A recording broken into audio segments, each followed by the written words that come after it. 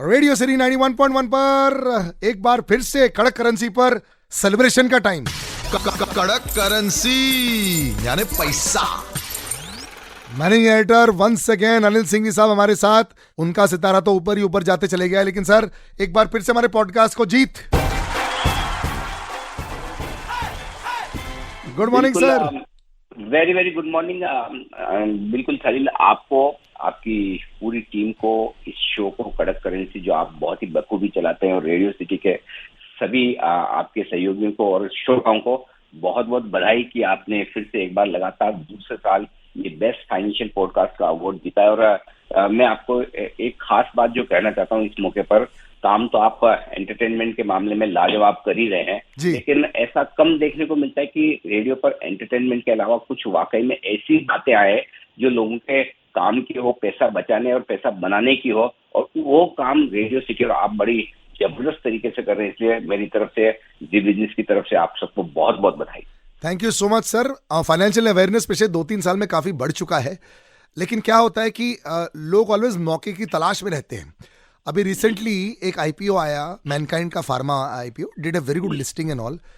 जो 2 साल पहले आईपीओ की बौछार आई थी, 1.5 साल पहले, और उसके बाद जो लोग थोड़े से सैड हो गए थे कि जो वो चाह रहे थे वो नहीं मिला।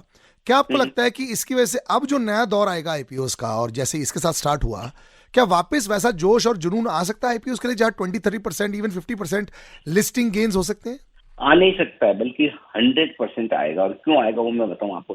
मेरा जो 30-32 सालों का अनुभव कहता है वो ये कि आमतौर पर आईपीओ मार्केट में बड़ी गर्मी होती है, और गर्मी होने के बाद कोई भी आईपीओ किसी भी साइज का हो, किसी भी क्वालिटी का हो, कई कई गुना बढ़ जाता है। लिस्टिंग दमदार होती है, वो लिस्टिंग दमदार होने के बाद बस वहीं पर वो स्टॉक टॉप बना देता है। कई महीनों तक, सालों तक वो फिर से आपको भाव देखने नहीं मिलते। फिर उसके बाद लोगों को लगता है अरे हम तो आईपीओ में फंस गए। उसके बाद एक थोड़ा ऐसा समय होता है, डल पीरियड होता है, जहाँ न तो आईपीओ आ रहे हैं, न कुछ एक्शन हो रहा है। अगर आईपीओ आ रहे हैं तो बड़ी मुश्किल से भर रहे हैं।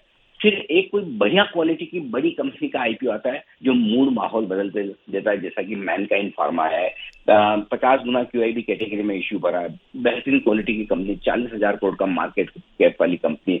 जब ऐसा आईपीओ आता है जिसमें लोगों का फिर से पैसा बनता है, तो लोगों का इंटरेस्ट फिर से आईपीओ मार्केट की तरफ आने लगता है। वो पक्का होगा, और यकीन मानिए अगले 3-4 महीनों में आप कम से कम 20-25 आईपीओ बाजार में आते हुए देखेंगे। लेकिन इसका मतलब ये नहीं कि हर एक आईपीओ मैनकाइंड फार्मा है और हर एक आईपीओ बहुत खराब है या बहुत अच्छा है।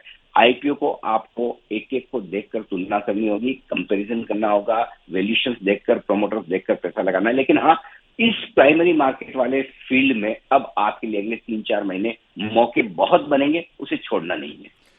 कड़क करेंसी यानी पैसा। Stock market is subject to market risk. Please research carefully before investing.